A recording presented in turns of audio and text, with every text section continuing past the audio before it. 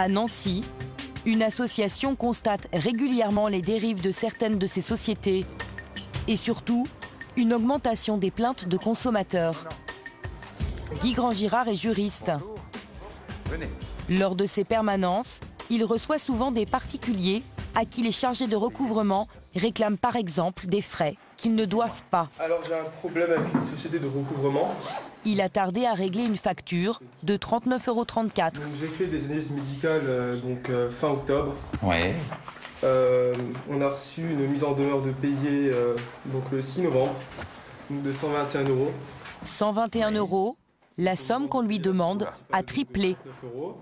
Et des pénalités. Alors, les 39,34 €, ok, mais les 49,51 € sont illégaux, les intérêts transactionnels sont illégaux et la quittance à établir, ça c'est, on va dire, hautement discutable, n'est dû que les 39,34 € réellement, et pas un centime de plus. D'accord. Allez, venez. Les rendez-vous du juriste s'enchaînent. Le litige de ce couple ne va pas l'étonner. Cette fois, une société de recouvrement leur réclame 363 € pour un abonnement Internet qu'ils ont pourtant résilié en bonne et due forme. Ils sont perplexes. Quand on reçoit les lettres, on nous dit que l'huissier va venir et tout pour saisir des biens. Saisie sur salaire aussi. Oui, voilà. Saisie sur salaire, c'est vrai qu'au bout d'un moment, on se dit... C'est normal. On va payer puis on va être tranquille. Et quand on en est à 6, 7, 8, 10 lettres où on vous dit « vous nous devez de l'argent », à un moment donné, il y a le doute qui s'instaure. C'est ça la pression psychologique qui est derrière toute cette stratégie.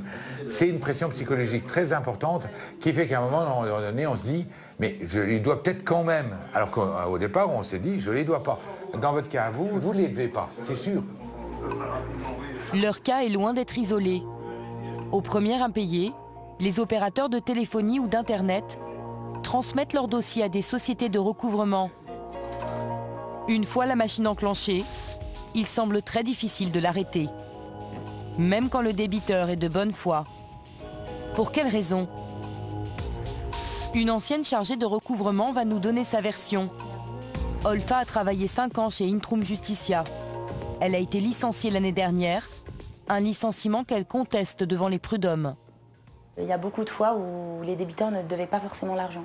Parfois, les débiteurs m'envoyaient, par exemple, des accusés de réception de résiliation. Donc la date était bonne, ils avaient bien résilié 2 mois avant la date anniversaire. Mais malgré ça, on leur réclamait 1 an supplémentaire, alors qu'ils avaient bien résilié 2 mois avant date anniversaire. Et malgré ces justificatifs-là, nous, on leur réclamait quand même les 1 an d'abonnement, alors que normalement, ils étaient censés ne rien payer. Mais ça, c'était des consignes de votre direction? C'est les consignes de notre direction, les consignes de nos managers. C'est du mensonge pur et dur, en fait. Intrum Justitia est le numéro 1 du secteur en France. Quelles consignes la société donne-t-elle à ses agents? Comment fonctionne cette entreprise? Nous l'avons contactée. Je vous rappelle suite à notre conversation cette semaine concernant vos demandes d'interview. Donc j'ai vu avec la dirigeante de Intrum Justitia France, mais pour des raisons d'agenda là, ça va être un peu compliqué de pouvoir se parler rapidement. La direction ne donnera pas suite. Le lendemain de cet appel, elle enverra cet email à tous ses salariés pour les alerter de notre tournage. Il est impératif d'être irréprochable sur le plan de l'éthique. Soyez vigilants et alertez vos superviseurs en cas d'appel suspect. Olfa ne supportait plus ce métier de chargé de recouvrement, jusqu'à en avoir, selon elle, des symptômes physiques. À la fin, je commençais à avoir des plaques de partout parce que j'ai lâché un petit peu prise. J'en avais marre, donc j'encaissais moins et j'avais la pression perpétuelle, tout le temps, tout le temps, tout le temps. Quand je partais le matin pour aller travailler, j'avais la boule au ventre. Il m'est arrivé parfois de rentrer chez moi dans ma voiture et de me mettre à pleurer, je vous dis franchement. Au cours de notre enquête, nous avons découvert une autre méthode surprenante de ces sociétés de recouvrement. Même en l'absence de décision de justice, elles ont recours au service des huissiers pour plus d'efficacité. Retour chez EOS Crédit Rec, la société infiltrée par notre journaliste. Sur plusieurs documents, nous constatons que le nom d'un huissier revient régulièrement. Non, ça va. Il y a le maître qu'il y a un huissier avec qui on travaille qui va envoyer un courrier avec son en-tête d'huissier, d'accord? Il envoie des courriers sur nos dossiers. Et avec son en-tête d'huissier, monsieur maître, rappelez, Crédit Direct. Rappelez-moi pour tel dossier, et le numéro de téléphone, c'est Crédit Direct. Donc les gens pensent rappeler l'huissier, ils ont eu un courrier de l'huissier, ils leur dit de rappeler, et en fait, le téléphone qui est donné sur ce courrier, c'est le nôtre. C'est étonnant, mais dans le cadre d'un recouvrement amiable, c'est parfaitement légal.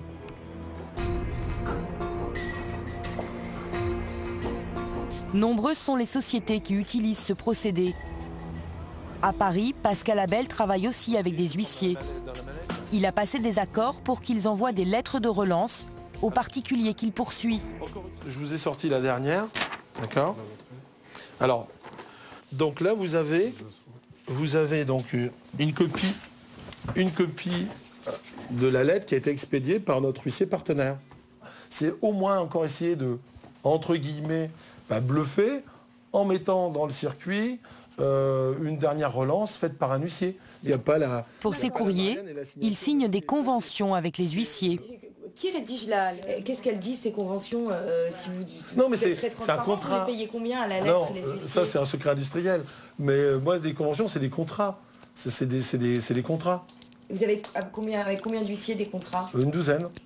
Et vous les rémunérez combien chacun? Ça sera... Non, ça c'est du secret industriel. Nous nous sommes procuré une lettre de ce type. Elle mentionne une demande de règlement intégral avec la signature et le sceau de l'huissier. Bien que légaux, ces courriers ne créent-ils pas de la confusion dans l'esprit des débiteurs? Les huissiers sont-ils au courant des techniques employées par certaines sociétés de recouvrement pour qui ils travaillent? Nous joignons la Chambre nationale des huissiers.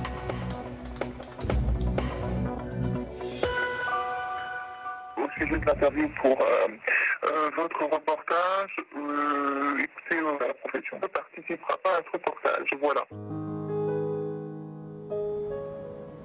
À Reims, Nicole Niot s'est longtemps sentie démunie face aux procédés, au discours des chasseurs d'impayés. Aujourd'hui, c'est une première en France. Elle poursuit la société EOS Crédit Direct pour harcèlement. Elle a perdu son procès en première instance. Elle a fait appel. Moi, j'aimerais bien que la justice ouvre les yeux sur cette question de société de crédit. On sait qu'on doit de l'argent, mais pas de la façon qu'ils vous la réclament, mais pas de la façon qu'eux interviennent. Maintenant, j'aimerais bien que la justice en tienne compte, parce que ça a détruit les gens et moi, ça m'a détruit complètement. Les juges trancheront dans 2 mois. En France, la réglementation reste floue.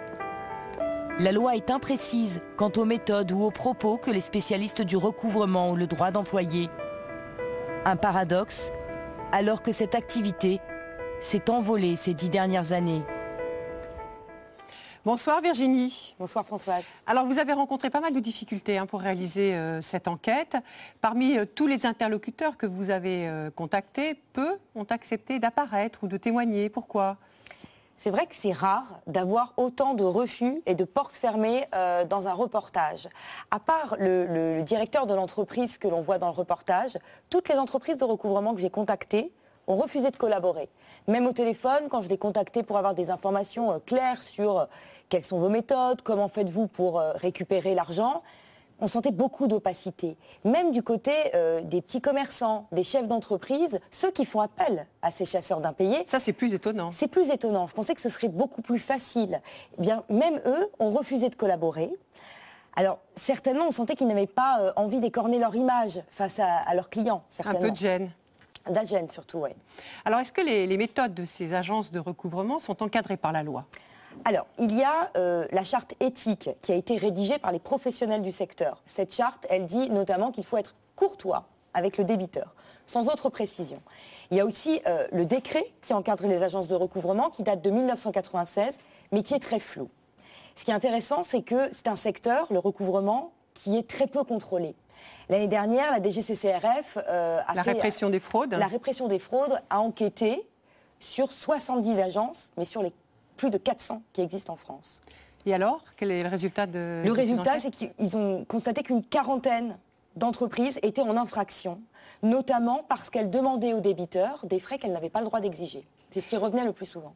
Et alors, avec la crise, de plus en plus de Français sont en difficulté, ils ont du mal à payer leurs factures. Alors, est-ce que l'activité de ces agences de recouvrement s'envole? Alors, oui et non. Oui, parce qu'évidemment, en temps de crise, le nombre d'impayés augmente. Donc, on peut se dire que toutes ces factures non réglées augmentent l'activité de ces entreprises. Mais en même temps, en temps de crise, les débiteurs, les particuliers ont beaucoup de mal à régler leurs factures. Donc, pour les sociétés de recouvrement, c'est très difficile de convaincre ces particuliers de payer. Merci Virginie. Merci.